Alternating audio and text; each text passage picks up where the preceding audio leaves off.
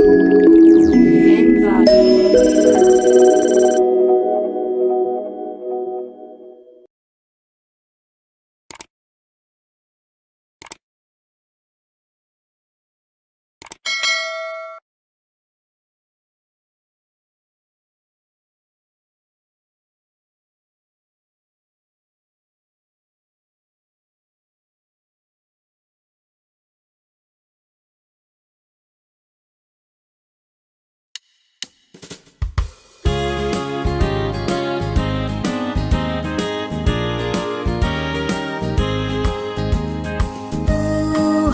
memanggilmu, hai dengarlah, apapun yang terbaik ya berikanlah, dan jangan kau kejar hormat semu, muliakan saja Yesus Tuhanmu.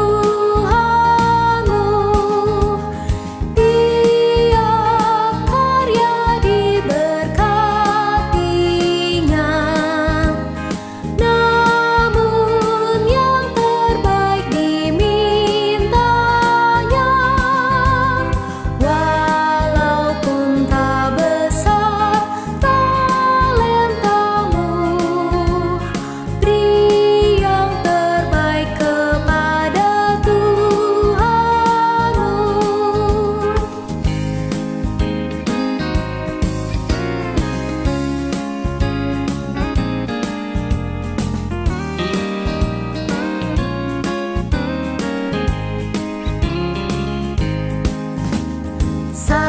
Sanjungan dunia jauhkanlah, dan jangan kau dengar godaannya. Layani Tuhanmu dalam jerih, dalam hidupmu yang telah kau beri. Dia karya diberkatinya, namun yang terbaik dimintanya. Walaupun tak besar talentamu, beri yang terbaik kepada Tuhanmu.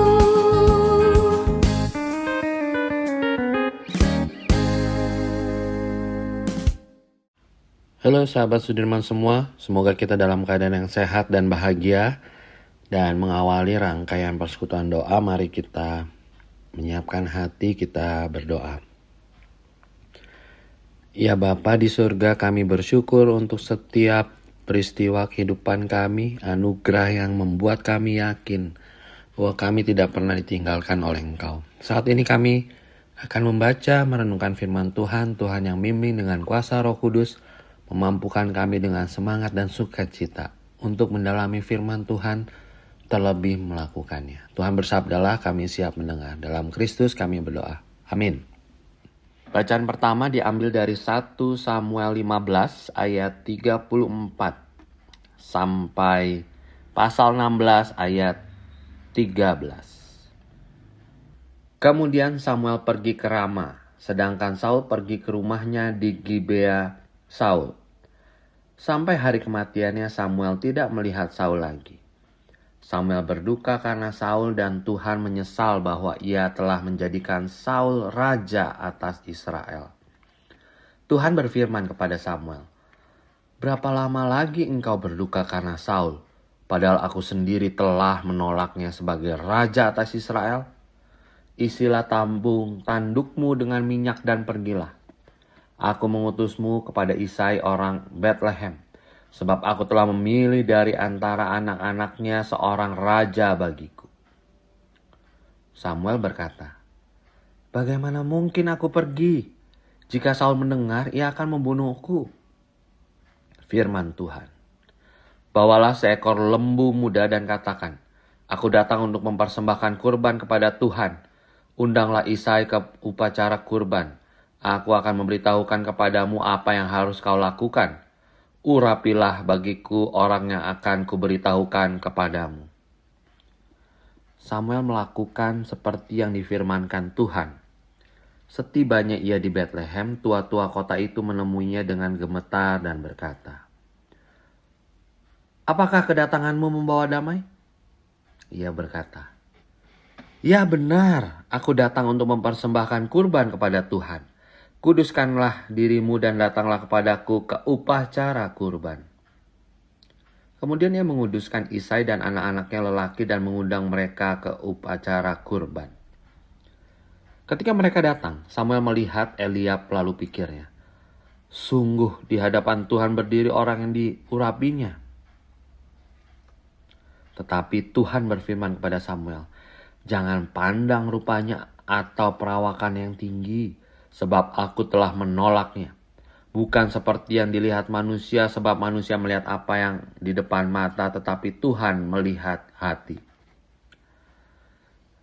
Lalu Isai memanggil Abinadab dan menyuruhnya lewat di hadapan Samuel. Tetapi Samuel berkata, "Orang ini pun tidak dipilih Tuhan."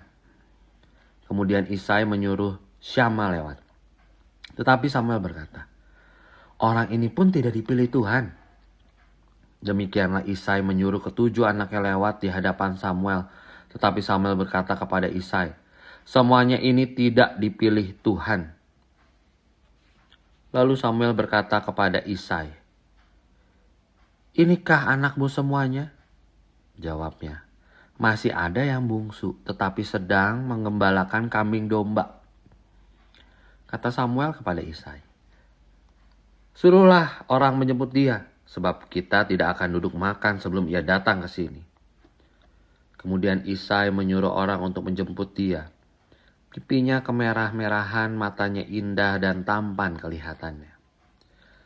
Lalu Tuhan berfirman, "Bangkitlah, urapilah dia, sebab inilah dia." Samuel mengambil tabung tanduk yang berisi minyak itu dan mengurapi Daud di antara saudara-saudaranya. Sejak hari itu dan seterusnya, Roh Tuhan menguasai Daud. Lalu berangkatlah Samuel menuju Rama. Demikianlah firman Tuhan.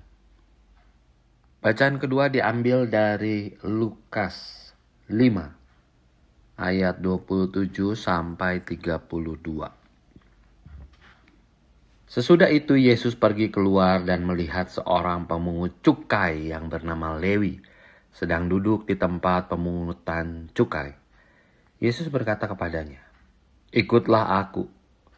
Lewi pun bangkit dan meninggalkan segala sesuatu lalu mengikut dia. Kemudian Lewi mengadakan suatu perjamuan besar untuk dia di rumahnya. Sejumlah besar pemungut cukai dan orang-orang lain turut makan bersama mereka. Orang-orang Farisi dan ahli-ahli Taurat mereka bersungut-sungut kepada murid-murid Yesus, katanya, "Mengapa kamu makan dan minum bersama pemungut cukai dan orang berdosa?" Jawab Yesus kepada mereka, "Bukan orang sehat yang memerlukan tabib, tetapi orang sakit. Aku datang bukan untuk memanggil orang benar, tetapi orang berdosa, supaya mereka bertobat." Demikianlah sabda Tuhan. Sahabat Sudirman semua, bacaan kita kali ini seputar memanggil. Yang pertama, 1 Samuel bicara soal bagaimana Allah memilih Daud dan memanggilnya. Nah, menarik dikatakan di ayat 7. Bukan seperti yang dilihat manusia, sebab manusia melihat apa yang di depan mata, tetapi Tuhan melihat hati. Bisa saja kita langsung menyimpulkan berarti Tuhan melihat hati Daud. Tapi mengapa ya ketika di ayat 12 tetap saja digambarkan fisik, yaitu pipinya kemerah-merahan, mata indah dan tampan kelihatannya. Dan pada akhirnya kemudian Daud dipilih. Apakah tidak konsisten? Sebentar melihat hati tapi juga sebentar melihat penampakan fisik? Maka kesimpulan pertama, kita tidak tahu bagaimana Allah memilih orang yang ingin dia pilih, dan juga mungkin saudara dengan saya. Sehingga bersiap-siaplah dan selalu dalam segala kondisi kita mau menjadi umat pilihan Tuhan. Mungkin kita tidak baik rupanya, tapi juga belum tentu kita baik hatinya. Tetapi ketika Allah sudah memilih, Dia pasti menggenapi dan akan terus mengejar pilihannya. Begitu juga di kitab Injil Lukas, dikatakan bahwa orang Lewi dipilih Tuhan untuk menjadi pengikutnya dan kemudian bahkan makan di rumahnya. Jawaban ketika para pemungut cukai dan orang Farisi, ahli Taurat, bersungut-sungut, kenapa Yesus makan dengan pemungut cukai dan orang berdosa? Jawab Yesus menarik. Bukan orang sehat yang memerlukan tabib, tetapi orang sakit. Aku datang bukan untuk memanggil orang benar, tetapi orang berdosa supaya mereka bertobat. Menurut saudara, siapa yang masuk dan disebut orang berdosa dan orang sakit, dan siapa yang kemudian disebut orang sehat? Umumnya kita akan menunjuk orang Lewi lah yang sakit dan yang berdosa. Tapi jangan-jangan Yesus justru ingin menegur para orang Farisi dan ahli Taurat yang justru merasa mereka tidak berdosa. Maka saudara-saudara, kesimpulan kedua, Tuhan tidak bisa dikerangkeng dengan penafsiran kita. Kadang menurut kita, kayak dia salah deh, kayaknya dia gak mungkin benar, kayaknya gak pantas. Jangan-jangan kalau Tuhan mendengar ucapan-ucapan kita seperti itu, Dia akan bilang, emang kamu benar sehat? Emang kamu yakin kamu benar dan tidak berdosa? Maka saudara-saudara, bacaan ini akan dilengkapi dengan bagaimana Tuhan memilih para muridnya esok hari. Maka sebenarnya Tuhan ingin memilih orang-orang yang kita tidak tahu apa sih alasan Allah memilih dia. Jadi bukan soal kita mengomentari pilihan Tuhan, tetapi siap-siap, sedialah. Mungkin kita tidak baik rupa kita, tapi kita juga belum tentu hati kita baik. Tetapi ketika Tuhan ingin memanggil dan menunjuk kita, kita harus siap. Sembari jangan pernah merasa lebih benar dan lebih sehat daripada yang lain. Sebab jangan-jangan ketika kita mengatakan orang lain itu salah dan tidak sehat, pada titik itulah kita sedang mengatakan bahwa kita sama tidak sehatnya. Tuhan memberkati kita semua.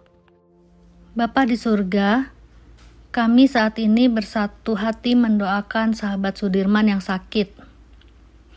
Ibu Lina Nur Cahyani, Ibu Eli Asan, Ibu Neni, Ibu Yani, dan Bapak Yusuf Aceng. Berikan mereka semangat agar penyakit tidak membuat goyah iman mereka dan hilang harapan. Berikan kesehatan dan kesabaran bagi keluarga yang setia menjaga mereka. Kami berdoa juga untuk para sahabat yang berulang tahun.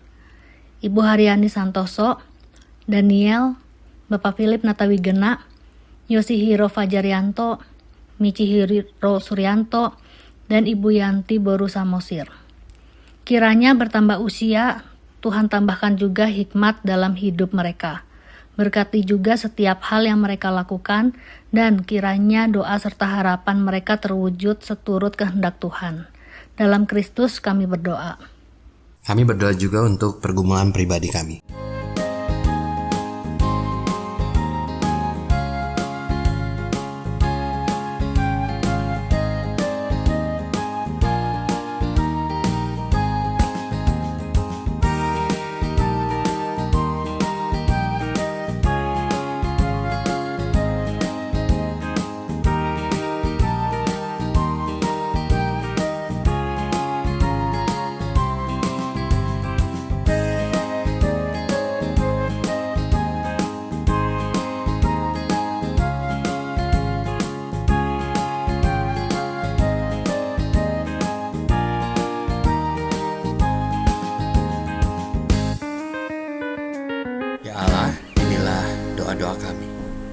Jadilah seturut kehendak-Mu, dan kami serahkan hidup kami sepenuhnya. Di dalam Kristus kami telah berdoa. Amin. Kita mengakhiri dengan bersama bernyanyi doa Bapa kami. Bapa kami yang ada di sorga, dikuduskanlah nama-Mu,